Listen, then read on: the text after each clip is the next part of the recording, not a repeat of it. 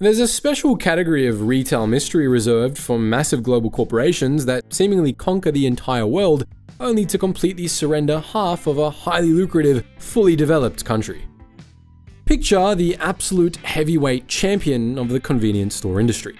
You operate tens of thousands of locations globally, your supply chain functions as an unstoppable logistical juggernaut, and your brand recognition is so deeply embedded in pop culture that your glowing green, orange, and red sign is instantly recognizable on almost any continent.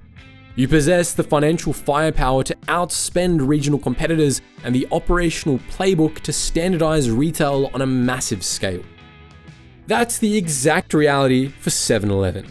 They're a retail colossus that's perfected the art of the quick consumer stop, building an empire on the simple promise of ultimate convenience. Yet, if you examine their physical footprint across the Canadian landscape, there seems to be something wrong with their strategy. If you live in Calgary, Edmonton, or Vancouver, 7-Eleven operates as the absolute default destination of your daily routine. Recent industry data shows that there's roughly 550 stores operating across the country. A staggering 41% of those locations are crammed exclusively into the province of Alberta, while British Columbia holds another heavily concentrated 32%. The brand is practically inescapable in the West, dominating the best commercial corners and anchoring countless suburban strip malls. But the moment you drive a vehicle east of the Manitoba border, that massive retail footprint effectively falls off a cliff. Ontario is the unquestioned economic engine of the country, boasting the highest population density and the most lucrative commuter corridors, yet it barely scrapes together 60 locations. And if you cross the provincial border into Quebec or head further out into the Maritimes, that store count flatlines to absolute zero. People tend to assume the brand is a recent import that hasn't had the time or capital to expand, but 7-Eleven has actually been operating inside Canada since 1969. This means their glaring absence in the East is entirely deliberate, functioning as the direct result of a brutal corporate turf war, an unforgiving supply chain, and one of the most fascinating strategic retail retreats in modern business history. Now, walking away from the eastern half of Canada sounds like a huge mistake, but 7-Eleven executives were playing a much different game. They willingly surrendered the East to protect the absolute fortress they'd already engineered out west. Long before a retreat was even discussed, 7-Eleven launched a highly calculated invasion across the northern border. In 1969, they bypassed the established eastern cities entirely and locked their sights on the massive, untapped potential of Calgary. It was a perfectly timed operational strike. The region was riding the massive wave of an oil and gas boom, driving unprecedented economic growth and explosive suburban sprawl. 7-Eleven stepped onto Canadian soil at the exact moment local demographics were shifting, seamlessly aligning their entire business model with a consumer base that was fundamentally changing how they lived and shopped. Western Canada was aggressively adopting a car-centric lifestyle that heavily mirrored the sprawling development patterns of the American Midwest and Texas. Neighborhoods were spreading out into massive subdivisions, daily commutes were getting substantially longer, and the local population was becoming incredibly receptive to the concept of the 24-hour convenience model. Prior to this era, the Canadian retail landscape was highly traditional and largely operated on a strict schedule where most local corner stores simply closed their doors at 6 in the evening.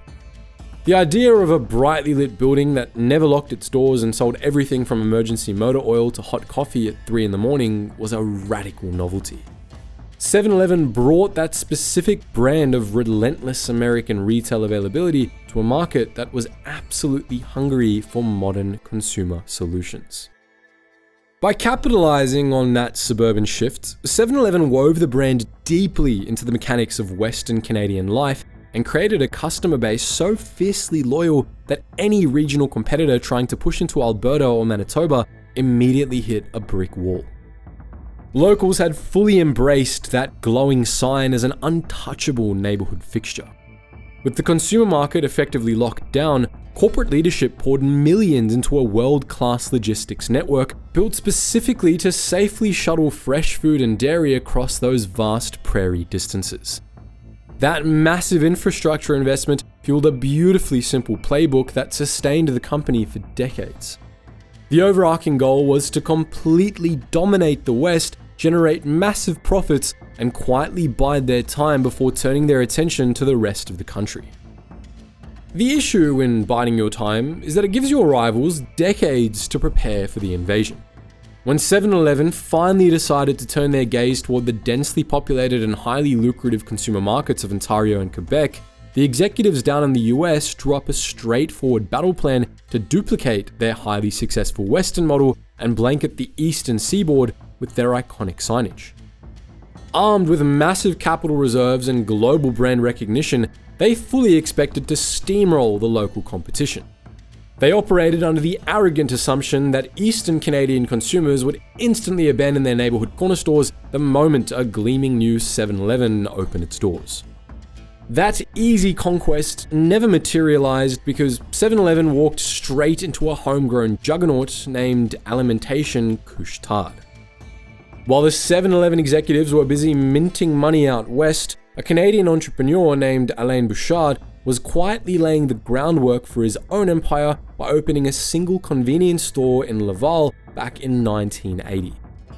He named the business Couche-Tard to capture the local night owl crowd, with the name literally meaning night owl in French, but his real weapon was a deep understanding of the French-Canadian market.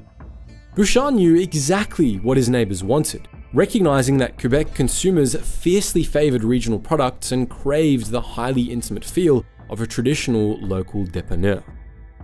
Bouchard used that exact cultural insight as the absolute foundation for his growing empire. According to Guy Gendron's biography, Daring to Succeed, Bouchard explicitly stated that the local business model was the company's fundamental DNA. It's what allowed us to build everything we've built. He started aggressively buying up independent shops as well as massive beloved regional rivals like Provisoire, but he was incredibly careful not to strip away their unique charm. He knew a sterile and highly standardized American retail experience would completely flop with his French-Canadian customers. But what makes Bouchard such a fascinating corporate operator is that he knew exactly when to abandon his own playbook. The hyper-local, friendly neighborhood strategy was perfect for winning the hearts of Quebecers, but as he turned his attention toward the dense suburban sprawl of Ontario, he realized playing the local hero wouldn't scale globally. Couche-Tard orchestrated a retail expansion to Ontario, acquiring chains like Becker's and Mac's convenience stores. This relentless land grab allowed the Quebec-based company to absorb an incredible amount of premium real estate across eastern Canada. But managing a messy patchwork of different regional store names quickly became a logistical nightmare. To unify their growing empire, the executives in Laval looked south and executed a massive buyout of the American Circle K franchise, securing the exact globally recognized trademark they needed.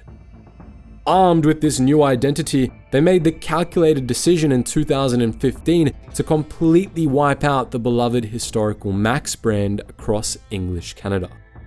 They painted all their newly acquired real estate bright Circle K red and standardized the entire sprawling portfolio under a single banner to instantly consolidate their marketing power. Of course, they refused to implement this massive red rebrand back home in Quebec. They knew better than to mess with the deep cultural connection they'd built on their own turf. They deliberately left the original Couche-Tard brand completely untouched, while their new Circle K army successfully locked down the rest of the eastern seaboard. With Circle K taking over all the best locations, 7-Eleven was immediately forced into a deeply defensive and highly unprofitable posture. You have to remember that the entire business model of a convenience store relies entirely on the concept of friction-free access. A commuter looking for a quick morning coffee or a pack of gum is acting purely on impulse and convenience. They'll rarely drive an extra 3 blocks, and they'll absolutely refuse to navigate a difficult left turn across busy traffic just to visit a specific brand. If another brightly lit store is already sitting directly on the passenger side of their immediate commuting route, they'll pull in there without a second thought. The battle for retail dominance in this sector is won or lost entirely on the physical quality of the commercial real estate. Finding those premium corner lots with high visibility and easy vehicular access in a rapidly growing metropolis like Toronto is incredibly difficult and wildly expensive under normal economic conditions. Trying to secure those critical corners when a massive homegrown competitor already holds the long-term lease on every viable location is practically impossible. 7-Eleven found themselves completely starved of the physical space required to build a functional network. When their real estate agents did manage to secure leases, they were frequently relegated to the scrap heap of commercial property. They were forced to build in secondary locations tucked deeply inside awkward suburban strip malls or positioned on the completely wrong side of the morning traffic flow, hiding the brand in areas with drastically lower visibility. Couche-Tard had effectively saturated the entire Eastern market before the American giant even had a chance to mount a proper offensive. Every single time 7-Eleven attempted to establish a beachhead in a new Ontario suburb, they found a fully operational Circle K already dominating the prime intersection. Attempting to break the Couche-Tard monopoly by engaging in a desperate bidding war over secondary commercial real estate would require burning through a mountain of cash. 7-Eleven knew that stubbornly forcing their way into the East would completely ruin their quarterly earning reports and actively destroy shareholder value, forcing them to seriously reconsider their entire national strategy. But even if 7-Eleven somehow managed to secure the perfect corner lots, their Eastern ambitions were ultimately crushed by the unforgiving reality of Canadian geography. In the brutal world of fast-moving consumer goods, survival is entirely dictated by the physics of your distribution network. Applying standard American spreadsheet logic to those physical trucking routes quickly proved to be a fatal retail mistake. Down in the US, supply chains function like a massive overlapping web. A corporate planner can drop a sprawling distribution hub right in the middle of Ohio and effectively service dozens of densely populated cities in every single direction. That perfectly circular radius keeps trucking routes incredibly short and highly interconnected, allowing a single driver to hit a massive number of retail locations in a standard shift. Canada forces logistics managers to operate under a completely different set of physical rules because the national population is essentially strung out along the southern border in one massive horizontal line. Industry experts frequently point out that feeding the Canadian market is effectively just driving transport trucks down a single endless highway through punishing weather conditions. Running a highly profitable convenience empire requires incredible localized route density to survive that geography. You need hundreds of locations clustered very close together so your delivery fleet can drop off fresh sandwiches, dairy products, and baked goods every single morning without racking up astronomical mileage and labor costs. Couche-Tard possessed exactly that required density throughout the East, which allowed them to make the unit economics of their delivery network function flawlessly. A single Circle K transport truck could easily restock a dozen different stores in a single Toronto neighborhood before the lunch rush even started. 7-Eleven enjoyed that exact same logistical advantage out west, but their cluster of stores in Ontario was simply too fragmented and spread out to ever be financially viable. They severely lacked the localized economies of scale required to aggressively compete on price or daily freshness. Because their outposts were so scattered, a delivery driver might have to spend an entire hour stuck in highway traffic just traveling between drop-offs. That massive lack of density completely eroded their profit margins at a microscopic level. Every single sandwich, bottle of milk, and pastry shipped to a lonely Ontario 7-Eleven inherently cost marginally more to transport than the exact same item shipped to the Circle K sitting across the street. Fixing that fatal margin issue meant building a dedicated Eastern supply chain completely from scratch, and 7-Eleven quickly realized that achieving that level of logistical density would require spending billions of dollars and operating at a massive loss for decades. Meanwhile, the actual physical stores were transforming into massive financial liabilities as well. The 7-Eleven brand identity rests on a single, non-negotiable promise that the doors never lock and the fluorescent lights never turn off. They deliberately position themselves as the ultimate retail utility that remains unconditionally available to the public. Running a brightly lit commercial building through the dead of night requires a highly specific set of economic conditions to actually turn a profit. A location needs a highly reliable stream of late-night customers combined with relatively low labor costs to justify keeping the registers open between midnight and dawn. Down in Ontario, and specifically around the National Capital Region, that delicate economic math completely shattered. Across the province, minimum wage hikes fundamentally altered the raw profitability of the graveyard shift. If a store is illegally mandated to pay its overnight staff a higher premium wage, but only sees a small handful of customers over an entire 8-hour period, that specific location actively loses money by staying open. The gross profit generated by selling a couple of coffees and a bag of chips at 3 in the morning completely fails to cover the compounding costs of electricity and hourly wages. This financial drain was heavily compounded by the deep cultural habits of the Eastern Canadian consumer. The local population simply didn't support a 24-hour model at the massive volume required to generate meaningful revenue. Government-centric towns like Ottawa effectively shut down after dark and completely lacked the vibrant late-night foot traffic needed to sustain the overnight business. This quiet reality operated in stark contrast to the active and highly lucrative night owl culture found in western boomtowns like Calgary or Edmonton, where blue-collar shift workers keep the local economy moving around the clock. Faced with rapidly rising labor costs and a complete lack of overnight revenue, 7-Eleven made the call to retreat from the East Coast, which also allowed them to quickly pivot their focus toward an even bigger existential threat brewing inside their remaining stores. For decades, the entire convenience store industry rested heavily on the foundation of cigarette and tobacco sales. It operated as the ultimate foot traffic generator across the continent.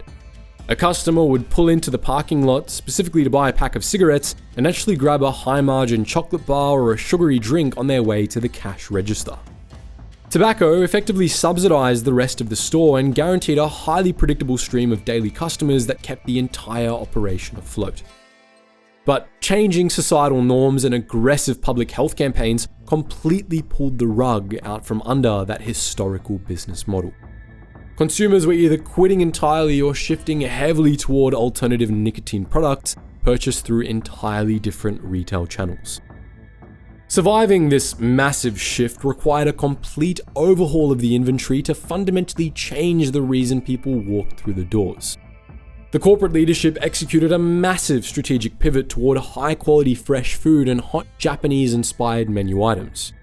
They poured resources into specialty beverages and bake-in-store options until food officially overtook cigarettes as the largest sales category in the entire company. Executing that kind of radical pivot was incredibly complex and required thousands of stores to be fundamentally redesigned from the inside out.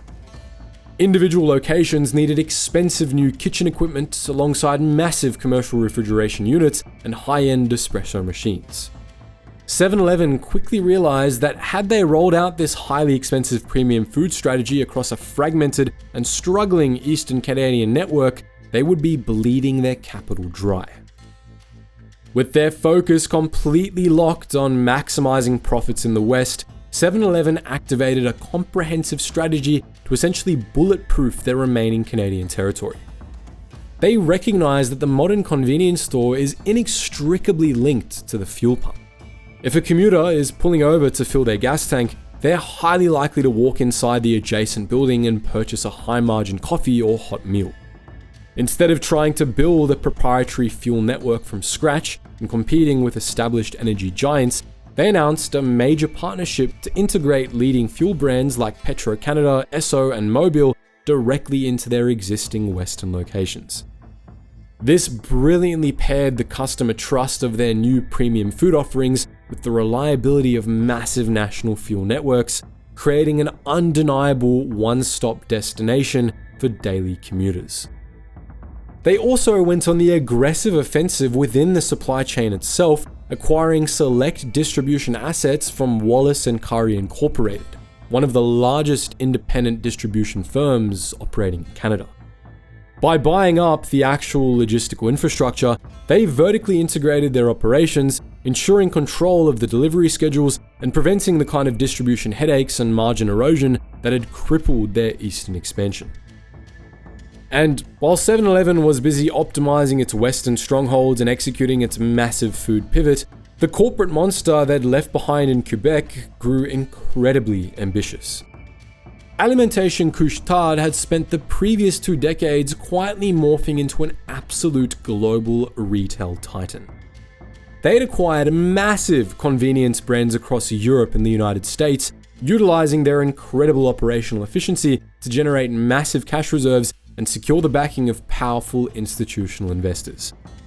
In August of 2024, the executives in Laval decided they wanted the ultimate prize in global retail. Couche-Tard launched a staggering, highly unexpected hostile takeover bid to acquire 7 & I Holdings, the Japanese parent company that controls the entire global 7-Eleven empire. They wanted to swallow the very company that had originally attempted to invade their home turf. The initial offer was massive, but Couche-Tard ultimately pushed the bid to a colossal $47 billion, representing what would have been the largest foreign buyout of a Japanese company in modern history. The tension finally shattered in the summer of 2025 when Couche-Tard abruptly announced they were walking away from the massive bid entirely. In their official departure statements, Couche-Tard executives cited a complete lack of good faith from the Japanese retailer, accusing them of engaging in a calculated campaign of obfuscation and delay. The cultural friction between the aggressive North American acquirer and the fiercely protective Japanese conglomerate proved simply insurmountable. Couche-Tard realized they were fighting a war of attrition they could never actually win, so they packed up their capital and retreated. The collapse of that massive bid secured the global independence of 7-Eleven, but it also cemented the permanent division of the Canadian retail market. The downfall of their eastern expansion stands as ultimate proof that even the biggest, most heavily capitalized global empires cannot brute force their way through brutal geography and entrenched local monopolies. 7-Eleven traded national pride for regional profitability, executing a brilliant strategic retreat that created a perfectly balanced duopoly that still defines the country today. But what do you guys think? Are you someone who grew up grabbing a late night Slurpee out west, or are you an Easterner who has only ever known Circle K? Do you think the turf war is permanently settled, or will we see another corporate battle in the future? Drop your memories and thoughts in the comments section below, and if you enjoyed this deep dive into corporate strategy and retail warfare, give us a like, hit subscribe, and ring that bell so you never miss the next video. Anyways guys, thank you so much for watching, and stay curious.